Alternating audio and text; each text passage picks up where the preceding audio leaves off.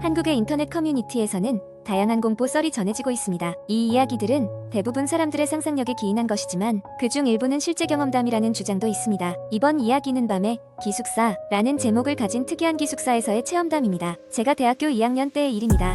당시 저는 학교 근처 기숙사에 살고 있었는데 그 기숙사는 오래된 건물로 유명했습니다. 외관은 낡았지만 저렴한 가격 덕분에 많은 학생들이 거주하고 있었습니다. 기숙사는 5층 건물이었고 항상 이상한 소문이 떠돌았습니다. 특히 3층에서 기이한 일이 자주 발생한다는 이야기가 많았습니다. 저는 4층에 거주하고 있었기 때문에 평소 3층에는 발길을 잘 들이지 않았습니다. 그러나 어느 날 밤 유난히 잠이 오지 않던 저는 갑작스러운 목마름에 부엌으로 향했습니다.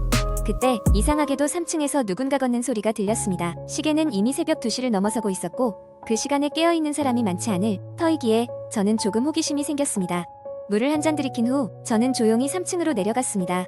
복도에는 아무도 없었고 긴 길목에는 불길하게 깜빡이는 형광등만이 저를 반기고 있었습니다. 저는 무의식적으로 그 소리가 나는 방향으로 발걸음을 옮겼습니다. 왠지 모르게 발소리를 죽이며 걷고 있을 때 문득 제 뒤에서 낯선 숨소리가 들렸습니다. 돌아보았지만 아무도 없었습니다. 무언가 잘못됐다는 것을 직감했지만 그 불길한 호기심을 멈출 수 없었습니다. 발걸음을 재촉하여 소리가 나는 방 앞에 도착했을 때 문이 약간 열려있다는 것을 알 수 있었습니다. 안에서 조용히 흐느끼는 소리가 들렸습니다. 긴장된 마음으로 숨죽이며 문틈으로 안을 들여다보았습니다. 방 안에는 창백한 얼굴의 여자가 바닥에 앉아있었고 고개를 숙이며 뭔가 되뇌고 있었습니다. 저는 그 광경에 얼어붙어 움직일 수가 없었습니다. 그때 여자가 갑자기 고개를 돌리며 저를 바라보았습니다. 그녀의 눈은 비정상적으로 검은색이었고 입꼬리는 부자연스럽게 올라가 있었습니다. 저는 본능적으로 문을 닫고 도망치기 시작했습니다. 계단을 올라 제 방으로 미친 듯이 뛰어들어갔지만 심장은 아직도 요동치고 있었습니다. 그날 이후 저는 몇 주간 그 기숙사를 떠나 친구 집에서 지내야만 했습니다. 그리고 학교에 돌아왔을 때 기숙사의 3층이 공사 중이라는 소식을 들었습니다. 하지만 수리 중이라는 그 층에서 밤마다 들리던 눈물겨운 흐느낌과 낯선 여자의 모습은 쉽사리 잊혀지지 않았습니다. 지금도 가끔 생각합니다. 그 여자는 대체 누굴까요? 그리고 그 방에서 무엇을 하고 있었던 것일까요? 매번 그런 생각이 들 때마다 저는 다시는 그 기숙사로 돌아가고 싶지 않다는 결심을 굳히게 됩니다.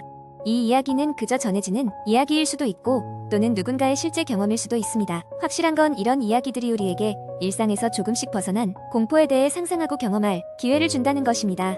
두 번째 이야기, 어느 조용한 시골 마을에 세월의 흐름 속에 잊혀져가는 고대의 전설이 있었다.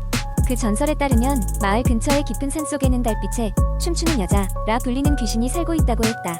이 귀신은 정월대 보름밤이면 산에서 내려와 마을을 배회하며 나쁜 의도를 가진 사람들을 올려 산속으로 데려간다고 전해졌다. 누구도 그녀를 보지 못했지만 매년 그 즈음이 되면 마을에서는 실종 사건이 한두 건씩 발생했다.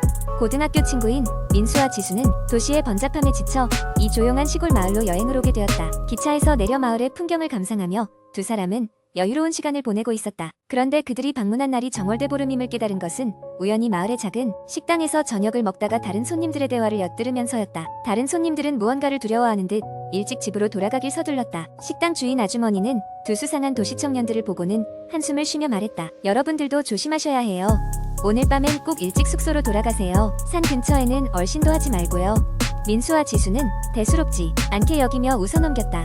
귀신이 나올 리가 없잖아요. 라며 장난스럽게 말했다.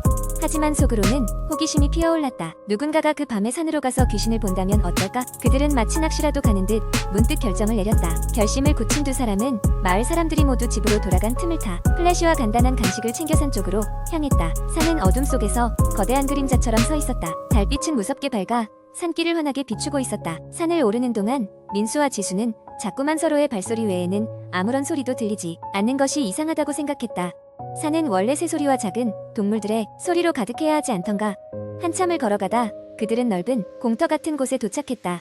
그곳은 유난히 밝았다. 그곳에서 두 사람은 갑작스런 정적을 느낄 수 있었다. 모든 소리가 사라진 듯했고 한 끼가 그들을 감쌌다. 그 순간 먼 발치에서 하얀 옷을 입고 춤추는 사람의 모습이 보이기 시작했다. 설마 하고 생각하던 순간 민수는 갑자기 몸이 얼어붙는 듯한 기분을 느꼈다. 지수도 이상함을 느끼고 민수를 잡아 끌며 돌아가자고 했다. 하지만 민수의 발은 그 자리에 박혀 움직이지 않았고 시야는 점점 희미해져갔다. 당황한 지수는 민수를 그냥 돌려 보내고 혼자 일단 산 아래로 내려가 헬프를 청하기로 결정했다. 그러나 그녀가 몇 걸음 옮기기도 전에 귀에 속삭이는 소리가 들려왔다. 왜 돌아가려 하는가? 함께 춤추지 않겠니? 그녀는 비명을 지르며 그 자리에서 리청거리다 결국 정신을 잃고 말았다. 다음 날 아침 마을 사람들은 이상한 꿈을 꾼 듯한 눈빛으로 깨어났고 이내 두 사람이 사라졌다는 소식을 듣게 되었다. 마을 사람들은 두려움에 떨며 산으로 수색대를 보내기로 했다. 민수를 먼저 찾은 건 산 중턱의 한 나무 아래였다. 그는 혼란스러운 눈빛으로 주변을 둘러보다가 수색대의 손에 이끌렸다. 그가 낮게 중얼거리는 말은 이어지지 않았다. 그녀가 거기서 춤을 추고 있었어. 지수는 그로부터 멀지 않은 작은 동굴 안에서 발견되었다. 아직 정신을 차리지 못한 상태였으나 생명에는 지장이 없었다. 그녀가 깨어났을 때는 이미 낮이 되고 있었고 그녀는 자신이 본 것을 아무에게도 말할 수 없었다. 마을 사람들은 이 사건을 다시 전설로 남기기로 했다. 그렇게 그 전설은 더욱 생생하게 부활했다. 그리고 그곳을 떠난 민수와 지수는 다시는 그 마을 근처에 가는 것을 피했다. 그들이 본 것이 단순한 환상이었는지 실제로 달빛에 춤추는 여자의 존재인지는 아무도 모를 일이었다. 그 사건 이후 마을에서는 정월대보름에 절대로 산에 올라가지 않도록 더욱 엄격한 규칙이 생겼다. 그곳은 낯선 이의 발길을 꺼리는 듯 여전히 고요하다. 전설은 전설로 남아야 하는 법이니까 세 번째 이야기 한때 인터넷 커뮤니티에서 큰 인기를 끌었던 공포 이야기를 들려드리겠습니다. 이 이야기는 한 학생이 기숙사에서 겪은 기이한 경험을 토대로 합니다. 주인공의 이름은 지훈으로 그는 서울 외곽의 한 대학에 다니고 있었습니다. 기숙사는 오래된 건물로 대개 4명이 한 방을 쓰는 구조였습니다. 하지만 지훈은 원래 있던 룸메이트들이 모두 방을 옮겨가면서 기숙사 4층에 위치한 자신의 방을 혼자 쓰게 되었습니다. 대부분의 학생들이 낡은 시설 때문에 4층을 기피했던 것이 그 이유였죠. 4층은 특히 다른 층보다 이상한 소리들이 자주 들리는 곳으로 악명이 높았습니다. 지훈이 혼자 방을 쓰게 된 건 한 학기 초반이었습니다. 처음 몇 주간은 별다른 일이 없었지만 어느 날부터 밤마다 이상한 소리가 들리기 시작했습니다. 뭔가 벽을 긁는 듯한 소리, 그리고 사람의 발자국 소리 같은 것이었죠. 지훈은 처음엔 그것이 기숙사의 낡은 배관이나 환풍기에서 나는 소리라고 생각했습니다. 하지만 시간이 지날수록 소리의 빈도는 점점 늘어났고 급기야는 새벽녘마다 누군가 방 안에서 바닥을 긁는 것 같은 소리가 들리기 시작했습니다. 아침이 되면 그 소리가 꿈이었는지 현실이었는지 구분하기 힘들 정도로 흐릿하게 기억되었습니다. 그러던 어느 날 밤, 지훈은 더 이상 소리를 무시할 수 없었습니다. 그는 작은 녹음기를 방 한 구석에 두고 잠들었습니다. 다음 날 아침, 지훈은 녹음을 재생해보기로 했습니다. 처음에는 일반적인 잡음이 들렸으나 녹음 시간 2시간쯤 되었을 때부터 기묘한 소리가 녹음되기 시작했습니다. 사람의 목소리처럼 들렸지만 무슨 말을 하는지는 알아들을 수가 없었습니다. 불길한 느낌의 지훈은 녹음을 중단하고 그날 밤 더 강력한 장비로 방 전체를 촬영하기로 했습니다. 그날 밤도 여전히 소리가 들렸고 이번에는 더욱 구체적으로 여자의 울음소리처럼 느껴졌습니다. 지훈은 점점 두려워졌지만 이 기묘한 현상의 원인을 알아내고 싶었습니다. 잠이 든 사이 그의 방에서는 무엇이 일어나고 있는지 눈으로 확인하고 싶었던 것입니다. 다음 날 아침 카메라를 확인한 지훈은 소름이 돋았습니다. 화면에는 확실히 방 안을 서성이는 희미한 형체가 포착되었습니다. 화질이 낮아 정확히 알아볼 수는 없었지만 분명히 사람의 모습이었습니다.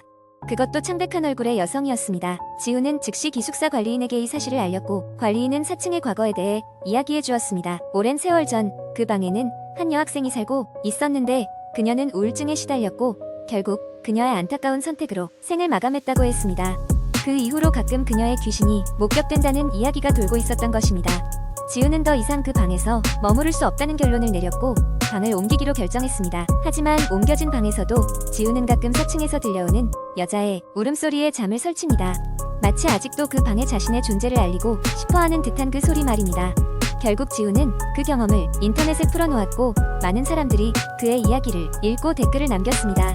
일부는 그를 믿지 않았지만 많은 사람들은 비슷한 경험을 했다고 공감했습니다. 이제는 그 기숙사가 철거되었고 그 자리에는 새로운 건물이 세워졌다고 합니다. 하지만 여전히 그곳을 지날 때마다 오싹함을 느끼는 사람들이 있다고 하니 그 여학생의 이야기는 아직 끝나지 않은 것 같습니다.